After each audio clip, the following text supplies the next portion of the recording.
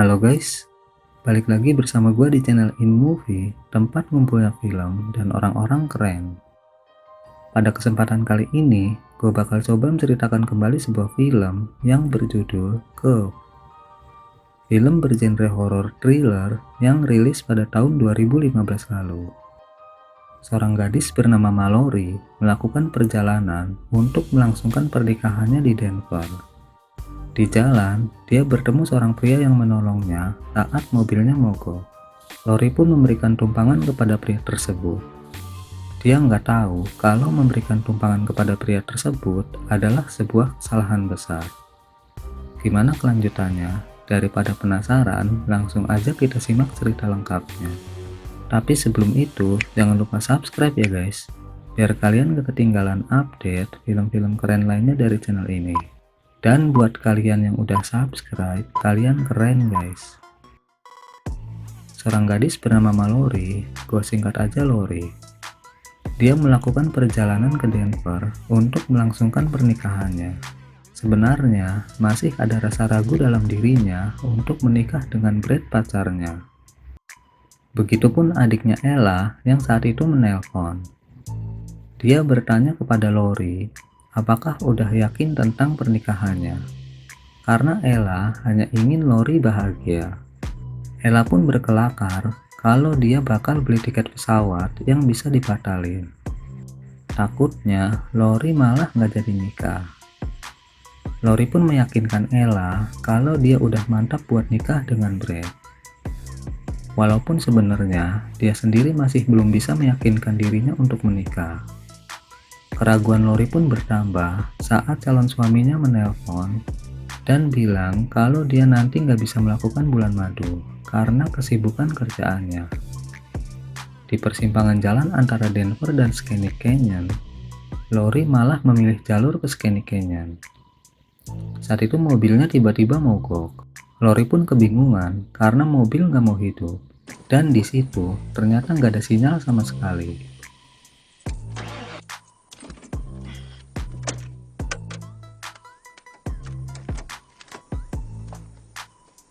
Tiba-tiba seorang pria datang mengagetkan Lori yang saat itu lagi ganti baju. Pria itu pun menawarkan bantuan kepada Lori. Pria ramah baik hati dan pandai berkomunikasi itu pun memeriksa mobil Lori. Dan akhirnya mobilnya pun hidup. Lori yang sangat berterima kasih bilang, mungkin dia bisa memberi sesuatu sebagai tanda ucapan terima kasih. Uang misalnya. Tapi pria itu bilang ucapan terima kasih juga udah cukup. Lori pun berpamitan untuk melanjutkan perjalanan. Lori yang merasa kalau orang itu baik dan bisa dipercaya, akhirnya membatalkan niatnya untuk pergi dan menghentikan mobilnya. Dia ngerasa nggak tega ninggalin pria baik itu jalan kaki ke tujuannya. Orang itu yang melihat Lori menghentikan mobil dan menengok berkali-kali ke arahnya, akhirnya mendekati Lori. Dia pun bilang, apakah Lori yakin memberikan dia tumpangan? Lori pun bilang, kalau dia akan merasa bersalah sepanjang perjalanan, kalau ngebiarin orang baik yang udah menolongnya, harus jalan kaki tanpa dia memberikan tumpangan. Dan kalaupun keputusan dia salah, dia ambil resiko itu. Akhirnya mereka pun melakukan perjalanan bersama. Mereka ngobrol santai, diiringi musik dari CD pemberian Ella. Mereka saling menceritakan diri masing-masing, termasuk Lori yang akan menuju Denver untuk menikah. Lori pun menanyakan tujuan pria itu. Pria itu pun bilang kalau dia menuju ke kota berikutnya. Di sana ada sebuah motel yang murah dan cukup nyaman. Lori yang merasa tertarik dan juga masih ragu untuk menuju Denver, bertanya apakah letak motel itu jauh. Karena mungkin dia juga akan mampir ke sana untuk makan dan beristirahat. Pria itu tiba-tiba bicara aneh dan mengeluarkan kata-kata nggak sopan. Mulailah kelihatan sifat asli pria tersebut. Hal itu membuat Lori menjadi takut dan meminta pria itu turun dari mobilnya. Tapi pria itu malah mengancam Lori dengan pisau untuk terus melanjutkan perjalanan menuju ke motel. Pria itu pun bilang kalau motel itu udah lama nggak terpakai dan nggak akan ada yang mengganggu mereka berdua. Lori yang takut akhirnya mengikuti mau pria tersebut. Lori tiba-tiba membanting setir dan akhirnya keluar dari pembatas jalan. Kecelakaan pun terjadi.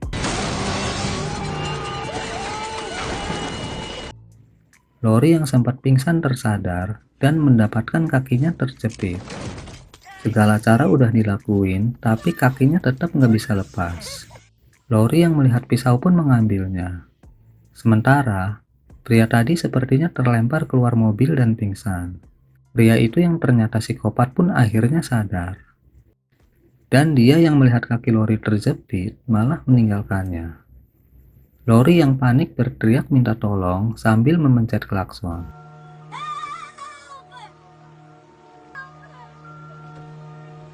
Tapi karena tempat itu sepi dan juga ada di bawah jalan, teriakan Lori pun sia-sia.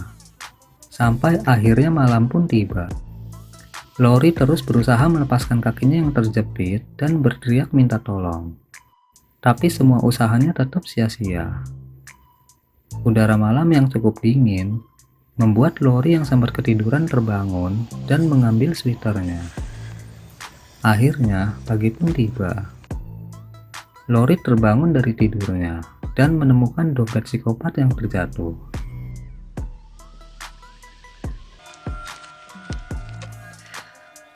Pagi pun kembali berganti malam sampai kembali menjadi pagi lagi.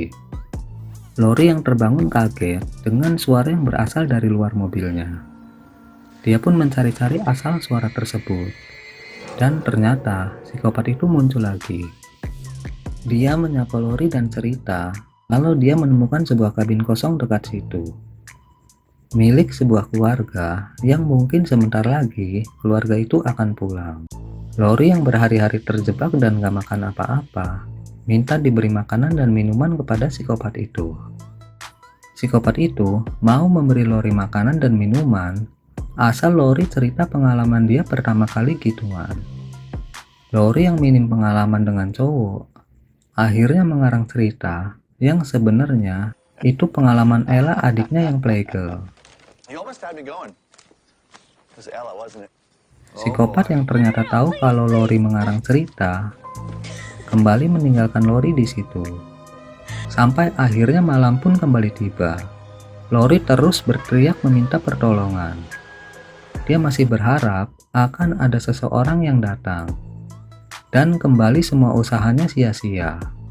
Lori yang merasa kalau dia nggak akan selamat, menulis catatan kecil kalau pria di KTP inilah yang membunuhnya. Dan pesan untuk adiknya Ella kalau dia mencintainya. Lori pun membuat api unggun untuk mengusir udara dingin malam itu. Lori yang tertidur dikagetkan dengan tikus-tikus yang saat itu datang. Lori yang ketakutan pun berusaha untuk mengusir tikus-tikus itu pergi dan membunuh salah satu tikus yang mendekat. Karena sangat kelaparan, akhirnya dia pun membuat sate dari beberapa iris daging tikus.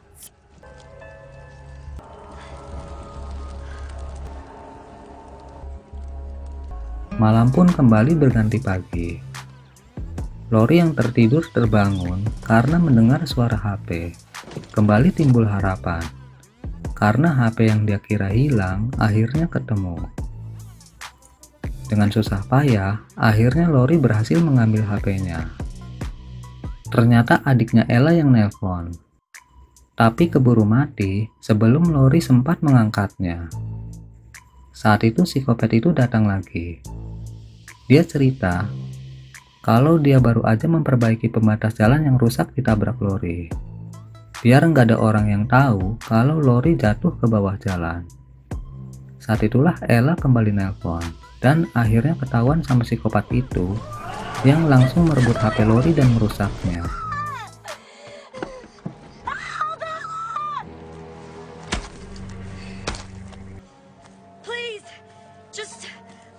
Lori pun memohon dan mau melakukan apa aja agar psikopat itu membiarkan dia pergi. Psikopat itu malah memberikan Lori gergaji. Lori pun bingung buat apa gergaji. Psikopat itu pun bilang, ya mungkin buat gergaji kaki. Tapi itu juga kalau Lori punya nyali dan masih mau hidup. Psikopat itu pun pergi meninggalkan Lori. Lori pun mencoba menggunakan gergaji itu untuk melepaskan kakinya. Tapi gergaji itu malah rusak. Sempat kepikiran juga buat motong kakinya. Tapi Lori terlalu takut untuk ngelakuin itu. Karena benar-benar kehausan, Lori pun akhirnya membuat bir sendiri dan meminumnya. Syukurlah saat itu hujan. Dan di radio, ada informasi kalau saat ini cuaca sangat buruk dan kemungkinan akan terjadi banjir. Lori yang mendengar ada suara mobil berteriak minta tolong. Tapi ternyata psikopat itu lagi yang datang. Lori pun pura-pura tidur. Dan dia berhasil mengambil kunci mobil psikopat itu dan menyalakan alarmnya.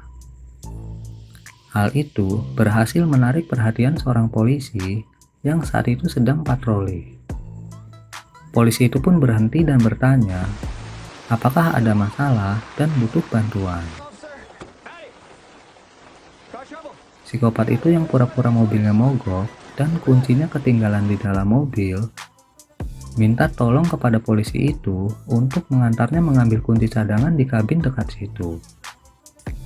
Polisi yang kenal sama pemilik kabin dan mengira psikopat itu teman pemilik kabin bersedia mengantar. Dia nggak tahu kalau pemilik kabin dan keluarganya udah dibantai psikopat itu. Saat itu, polisi sayup-sayup mendengar suara klakson dan suara berisik yang Lori buat.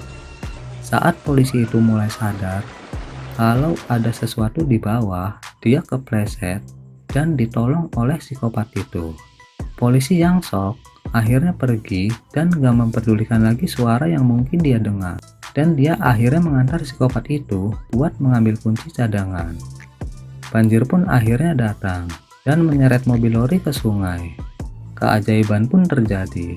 Kaki Lori yang terjepit berhari-hari akhirnya bisa lepas.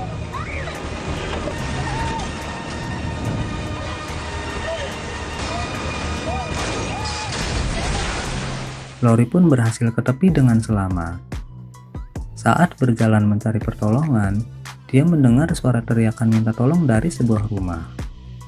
Lori pun mendekati rumah tersebut dan hampir aja kena perangkap yang dipasang di sekitar rumah itu. Lori pun mulai mengintai, dan dia melihat seorang wanita yang terikat. Dan di ruangan lainnya ada seorang pria yang ternyata psikopat tadi. Dia sedang menyiksa polisi tadi yang mengantarnya. Polisi itu pun akhirnya dibunuh psikopat itu. Sementara psikopat lagi latihan jadi polisi, Lori pun membebaskan wanita yang terikat. Dan saat itu, psikopat itu pun datang ke situ. Mereka pun akhirnya ketahuan dan berusaha kabur dari kejaran psikopat gila itu.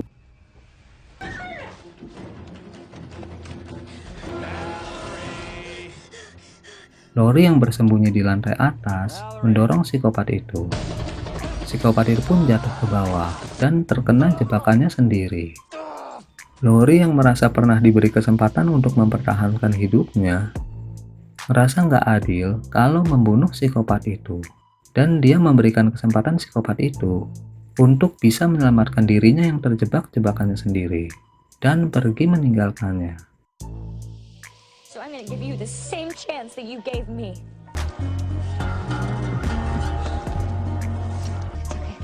Dan film pun berakhir. Menurut gua, film ini keren guys. Dan pesan yang gua tangkap dari film ini, jangan mudah percaya dengan orang yang baru kita temui. Walaupun terlihat baik, tapi kita kan nggak tahu sifat asli orang itu. Oke guys, segitu aja alur cerita film Curve. Gua pamit, see you next time di film keren lainnya.